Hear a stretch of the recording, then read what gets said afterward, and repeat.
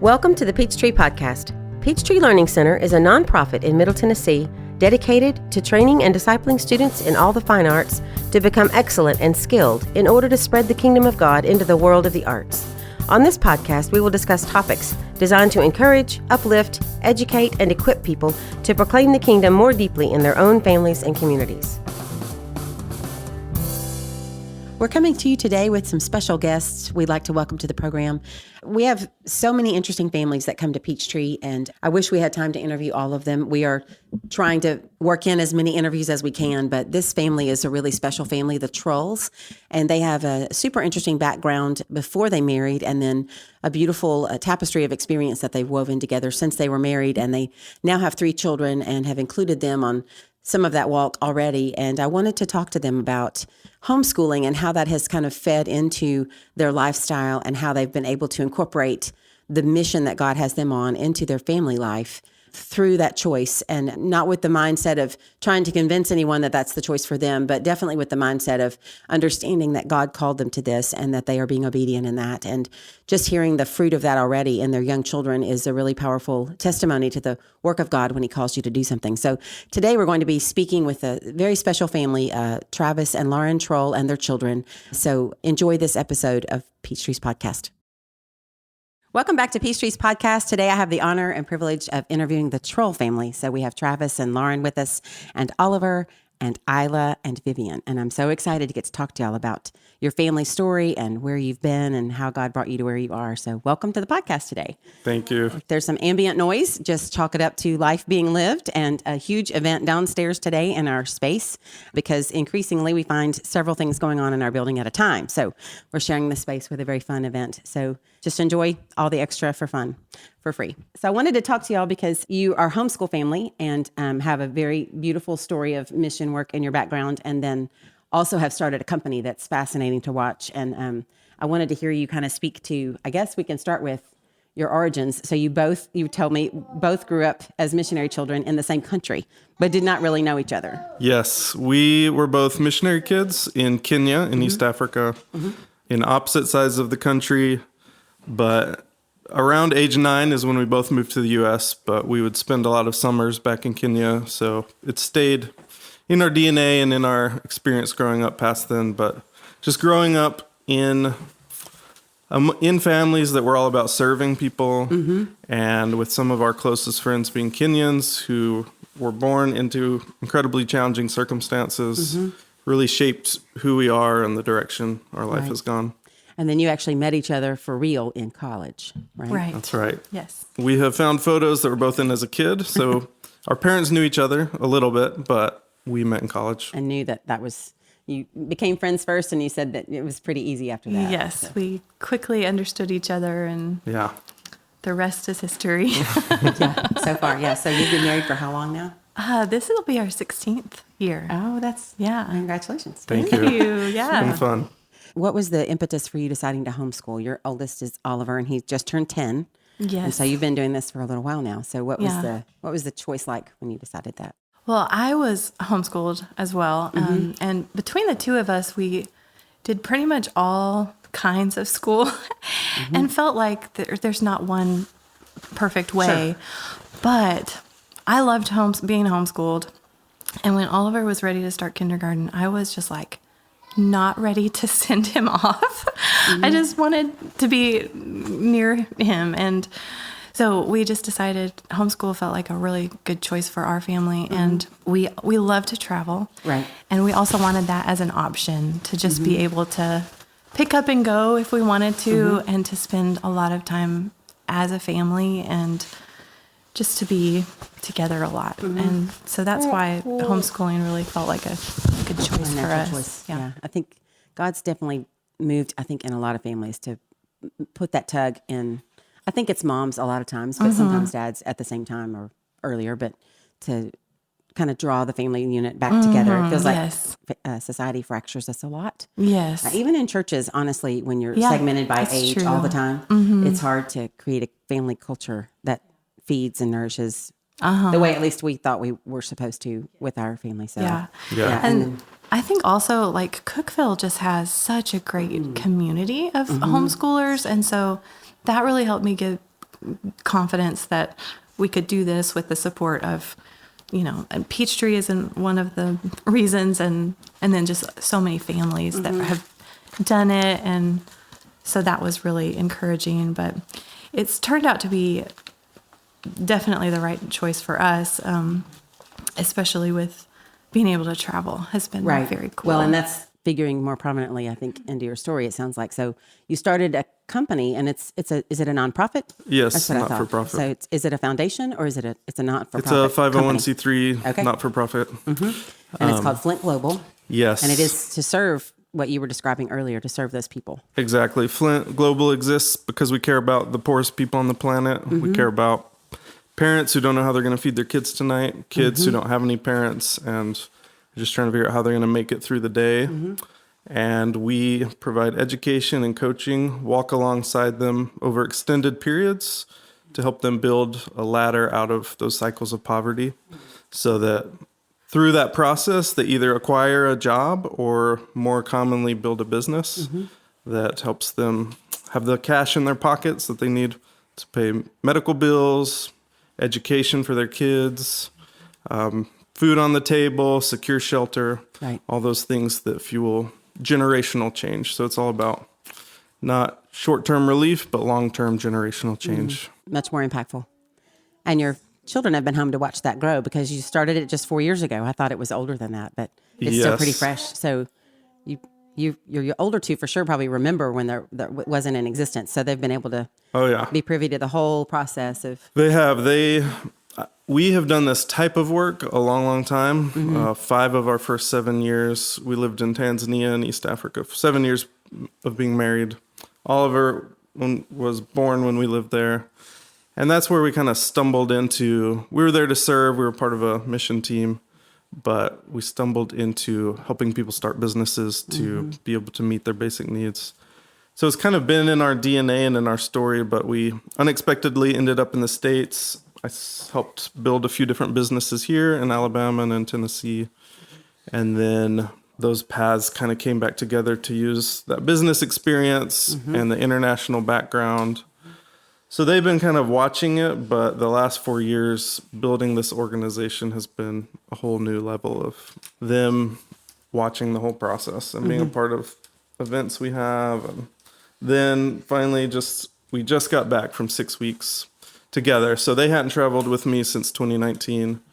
And that's an important thing for us, is that we both grew up with kind of a global worldview, seeing and being around different countries, different types of people, different cultures, and it's important for our family. So we just spent 6 weeks in Kenya and Rwanda, and everyone was able to visit Flint's work, but also see old friends that we've known since childhood in Kenya. So it was fun. Just be an encouragement, and get to do that together is pretty powerful. It was. I mean, homeschooling has led to us being able to be more involved in Travis's work, but it's still hard to really be involved. And so this was a really cool opportunity where we could truly see what's going on, and that was just really special. Experience it. Yes.